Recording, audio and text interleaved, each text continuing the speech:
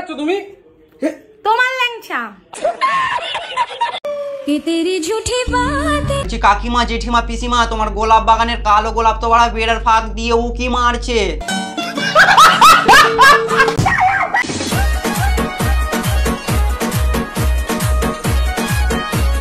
না মানে বৌদি, আর কি হচ্ছে আমরা ফোনে রিচার্জ করি এইসব দেখার জন্য।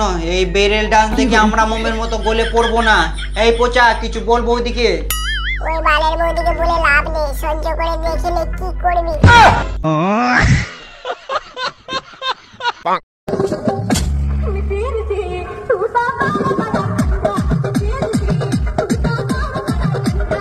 ঠাকুমা, তোমার কি ব্যাংক অ্যাকাউন্টে পেনশন ঢুকছে না? না। তবে তাড়াতাড়ি গিয়ে জেলা পরিষদে গিয়ে কাগজপত্র জমা দাও।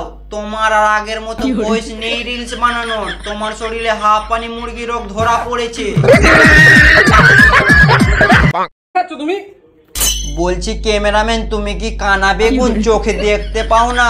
বৌদি এখন কিতিসদার দোকানে ল্যাংচা খাচ্ছে তো। তোমার ল্যাংচা। আমার ল্যাংচা? বলছি বৌদি, ওই ল্যাংচা খেয়ে প্রোটিন বাড়ে, গ্যাস অম্বল থেকে মুক্তি পাও।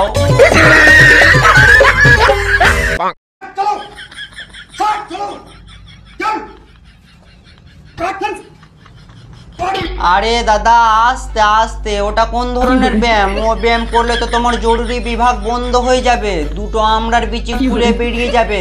ওরকম ব্যায়াম ভোরে উঠে করতে নেই।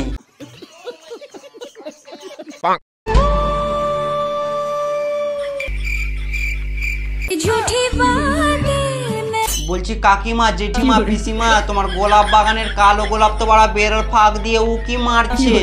এখন ছেলে পিলেরা যা বাদর হয়েছে, বেড়া দিয়ে রাখুন, না হলে কখন গোলাপটাকে নিয়ে তুলে পালিয়ে যাবে।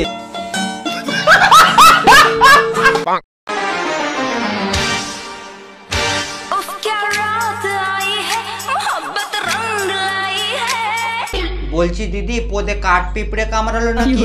ওরকম করে রিয়াকশন দিচ্ছ কেন? তাড়াতাড়ি কাঠ পিঁপড়েটাকে বের করো, না হলে গর্তে ঢুকে যাবে।